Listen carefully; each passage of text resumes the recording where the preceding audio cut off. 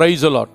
ஆண்டவரும் அருமை இரட்சகருமாகிய இயேசு கிறிஸ்துவின் நாமத்தில் நான் உங்களை வாழ்த்துகிறேன். மறுபடியுமாக கர்த்தருடைய பரிசுத்தமுள்ள சன்னிதானத்திலிருந்து கர்த்தருடைய பரிசுத்தமான வார்த்தைகள் மூலமாய் உங்களை சந்திப்பது மிகுந்த மகிழ்ச்சி. ஆண்டவருடைய பெரிதான கிருபையினால நாம் தொடர்ந்து சத்திய வசனங்களை ஆராய்ந்து அறியும்படி தேவன் நமக்கு கிருபை பாராட்டி வருகிறார். இந்த வாரத்திலும் ஆசியாவிலே என்கிற தலைப்பிலே நாம் தொடர்ந்து சத்திய வசனங்களை ஆராய்ந்து பார்த்து கொண்டு வருகிறோம். அருமையான கர்த்தருடைய பிள்ளைகளே, ஆசியாவிலே எபேசுவிலே கர்த்தர் பவுலை கொண்டு செய்த காரியங்களை நாம் தொடர்ந்து பார்த்து கொண்டு வருகிறோம். அந்த எபேசுவிலே ஆசியாவிலே நடந்த காரியங்களை இன்னும் ஆழமாய் பார்ப்பதற்கு கர்த்தர் நமக்கு உதவி செய்வாராக. இன்றைக்கு ஆசியாவிலே எபேசுவிலே நடந்த இன்னொரு காரியத்தை பார்க்க போகிறோம். அது என்னவென்று கேட்டால், அங்கே அதாவது பவுலுடைய கைகளினாலே விசேஷித்த அற்புத அடையாளங்களை கர்த்தர் செய்தார் என்பதை நம்ம நேற்று பார்த்தோம். இன்றைக்கு இன்னொரு காரியம் நடக்கிறது. என்னவென்று கேட்டால், அங்கே இருந்த சில மந்திரவாதிகள், நன்றாய் கவனியுங்கள், அங்கே இருந்த மந்திரவாதிகள் இயேசுவின் நாமத்தை சொல்ல துணிந்தார்கள் அப்படின்னு எழுதப்பட்டிருக்கு. அப்படி செய்யும் பொழுது அங்கே பிரதான ஆசாரியனாகிய ஸ்கேவான்னு போட்டிருக்கு. பிரதான ஆசாரியனாகிய ஸ்கேவா என்னும் பேர் உள்ள ஒரு யூதன் என்று வேற எழுதப்பட்டிருக்கு. நல்லா கவனிங்க, இதை நீங்கள் கொஞ்சம் படித்து பாருங்கள். அதாவது ஒரு யூதன், அவனுக்கு பிரதான ஆசாரியன் என்று வேதம் பேர் கொடுக்கிறது. அப்படிப்பட்ட ஒருவனுடைய பிள்ளைகள் என்ன பண்ணுறாங்க? மந்திரவாதிகளாக இருந்திருக்கிறார்கள். அவர்கள் இயேசுவின் பேரை சொல்கிறாங்க. எப்படி சொல்கிறாங்க? அசுத்த ஆவி பிடித்தவர்களை பார்த்து, பவுல் பிரசங்கிக்கிற இயேசுவின் நாமத்தில் நாங்கள் கட்டளையிடுகிறோம், வெளியே போ அப்படின்னு சொல்லும் பொழுது அந்த அசுத்த ஆவி திரும்ப கேட்குது, எங்களுக்கு இயேசுவை தெரியும், பவுலையும் தெரியும், நீ யார் என்று சொல்லி அவர்கள் மேலே பாய்ந்து அவர்களை படாத பாடு படுத்தி அவங்க வீட்டை விட்டு ஒரே ஓட்டமாக ரோட்டில் ஓடி இருக்கிறாங்க. அப்படி அவங்க ரோட்டில் ஓடும் பொழுது அநேகர் அதை பார்த்திருக்கிறார்கள். நன்றாய் கவனியுங்கள். அப்படி அவர்கள் நிர்வாணிகளாக ரோட்டில் ஓடும் பொழுது அநேகர் பார்த்தார்கள். பார்த்த பொழுது பயந்து ஆண்டவரை மகிமைப்படுத்தினார்கள். ஆண்டவரை மகிமைப்படுத்தினது மாத்திரமல்ல, அவர்கள் இயேசு கிறிஸ்துவை ஏற்றுக்கொண்டார்கள். அதற்கு பின்பு அநேக மந்திரவாதிகள் தங்கள் மந்திர வித்தைகளின் புத்தகத்தை கொண்டு வந்து எரித்தார்கள். இதை நீங்கள் தொடர்ந்து வாசிக்கலாம். இப்போ நான் சொல்ல போகிற செய்தி என்னன்னு கேட்டிங்கன்னா, வெளியரங்கமான கர்த்தருடைய கிரியை.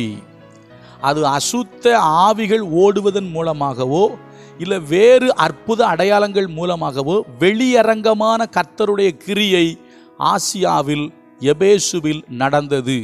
இன்றைக்கு ஊழியம் செய்கிற கர்த்தருடைய ஊழியக்காரர்களை பார்த்து சொல்லுகிறேன், உங்களுடைய ஊழியத்தில் வெளியரங்கமான கர்த்தருடைய கிரியை வெளிப்படும் என்பதை இந்த வார்த்தையின் மூலம் சொல்ல விரும்புகிறேன். ஏனென்று சொன்னால், இவர்கள் அந்த வீட்டிலிருந்து வெளியே நிர்வாணிகளாக ஓடுறாங்க, வெளியரங்கமாக ஓடுறாங்க.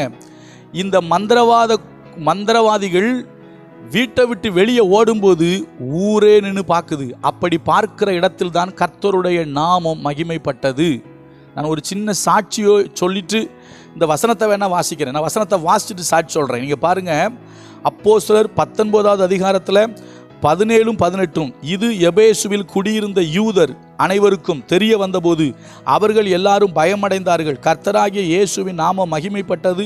விசுவாசித்தவர்களில் அநேகர் வந்து தங்கள் செய்கைகளை வெளிப்படுத்தி அறிக்கையிட்டார்கள். அப்போ அநேகர் வந்து விசுவாசம் உள்ளவங்களாக மாறிட்டாங்க.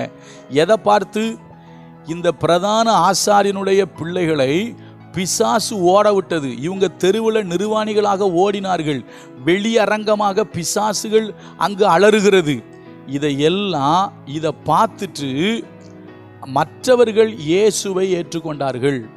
நன்றாய் கவனியுங்கள். ஆண்டவருடைய பெரிதான கிருபையினால நாங்கள் தாராபுரத்திற்கு ஊழியத்திற்கு வரும்பொழுது இந்த பகுதியில் இருக்கிற மக்களுக்கு எங்களை தெரியாது என்று சொன்னால், யாரோ 2 பேர் இந்த ஊருக்கு வந்திருக்காங்க, அதுவும் திருநெல்வேலியிலேருந்து வந்திருக்காங்க அப்படிங்கிறது தெரியும், அவ்வளோதான். ஆனால் நடந்த ஒரு நிகழ்ச்சி என்ன தெரியுமா? கர்த்தர் நாங்கள் குடியிருக்கிற பகுதியில் ஒரு மிகப்பெரிய காரியம் செய்தார். அது என்ன தெரியுமா? ஒரு வீட்டுக்கு ஒரு குழந்தையினுடைய 1வது பிறந்த நாளுக்கு ஜெபிப்பதற்காக நாங்கள் அழைக்கப்பட்டிருந்தோம். அப்படி 1வது பிறந்த நாளைக்கு ஜெபிக்க அழைக்கப்பட்ட நாங்கள் அங்கே ஜெபித்து கொண்டிருக்கும் பொழுது அங்கே வந்த 2 பெண்கள் அலறினார்கள். அலறும் பொழுது ஒரு சகோதரி அலறி கொண்டு வெளியே ஓடினார்கள். அவங்க அலறிக்கொண்டு வெளியே ஓடும்போது அந்த ஏரியா அந்த தெருவே கூடிருச்சு.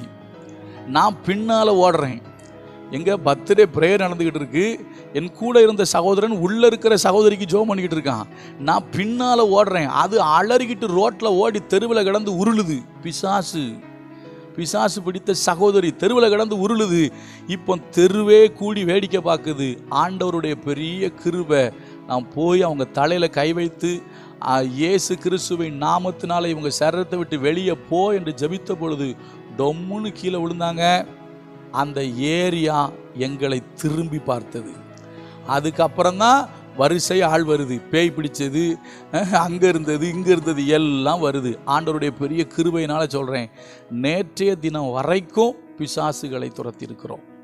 இப்போ என்னன்னா, வெளியரங்கமான ஒரு கிரியை நடந்த பொழுது ஜனங்கள் இயேசு கிறிஸ்துவை ஏற்றுக்கொண்டார்கள். இன்றைக்கு கர்த்தருடைய பிள்ளைகளுக்கு, கர்த்தருடைய ஊழியக்காரங்களுக்கு ஆண்டவருடைய கிருபையினால தாழ்மையாய் சொல்லுகிற ஒரு செய்தி என்ன தெரியுமா? உங்களுடைய ஊழியத்தில் வெளியரங்கமான கர்த்தருடைய கிரியை நடக்கணும். வெளியரங்கமான கிரியை நடக்கணும்னா நீங்கள் அதை வீடியோ எடுத்து யூடியூப் சேனலில் போடணும்னு நான் சொல்லலை. நீங்கள் ஜெபிக்கும்போது அசுத்த ஆவிகள் அலறி ஓடணும். சரியா? அதை நீங்கள் எடுத்து யூடியூப்பில் போடாதீங்க தயவு செஞ்சு. கர்த்தருக்கு மகிமை செலுத்துங்க. அசுத்த ஆவி அலறி ஓடிச்சுன்னா அந்த ஊர்காரனுக்கு பயம் உண்டாகும். ஏன்னா மற்ற மனுஷங்க பெரும்பாலும் கடவுளுக்கு பயப்படுறதை விட பேய்க்கு அதிகமாக பயப்படுவான். பேய் அலறி ஓடும் பொழுது அவன் தன்னை போல ஆண்டவற்றை வருவான். சரியா? இதை நான் அனுபவத்தில் சொல்கிறேன். வேதமும் சாட்சியாக சொல்லுது.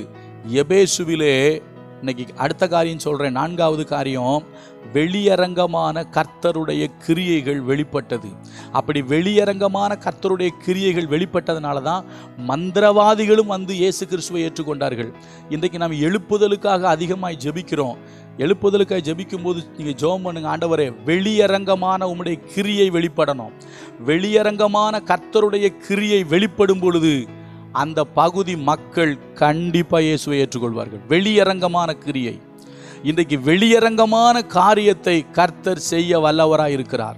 நீங்களும் நானும் கர்த்தருக்கு உண்மையாக இருந்தோம்னா உங்கள் ஊழியத்தில், உங்கள் வாழ்க்கையில் கர்த்தர் வெளியரங்கமான காரியம் செய்வார். ஆண்டோடைய பெரிய கிருபையினால் எத்தனையோ பிசாசுகள், அதுக்கு பேரை கூட சொல்ல முடியலாம். பேரை சொல்லணும், நான் யார் தெரியுமா? சில மனிதர்கள் அவைகளை கடவுள் என்று கும்பிடுறாங்க, அதாவது தெய்வங்கள் என்று கும்பிடுறாங்க. அவைகள்லாம் வந்து அலறிக்கிட்டு விழுந்து ஓடும். ஆண்டவருடைய பெரிய கிருபை. ஒன்றையும் வீடியோ எடுக்கலை, ஒருத்தரையும் வீடியோ எடுக்கலை, ஒருத்தரையும் நாங்கள் வீடியோ எடுத்து அப்லோட் பண்ணலை. கர்த்தர் பெரியவர். கர்த்தர் இன்றைக்கும் வல்லமை உடையவராக இருக்கிறார். ஆண்டவருடைய கிருபையினால சொல்கிறேன். அப்போ அருமையான தேவ பிள்ளைகளே, ஆசியாவிலே வெளியரங்கமான கர்த்தருடைய கிரியை வெளிப்பட்டது. அதன் மூலமாக அநேகர் ஆண்டவராகிய இயேசு கிறிஸ்துவை சொந்த இரட்சகராக ஏற்றுக்கொண்டார்கள். இன்றைக்கும் வெளியரங்கமாக கிரியை செய்வதற்கு தேவன் வல்லவராக இருக்கிறார். நாளை தினத்தில் ஆசியாவில் நடந்த இன்னொரு செய்தியை பார்க்கலாம். கர்த்தர் நல்லவர், அவர் கிருபை நம்மில் என்றும் உள்ளது. God bless you.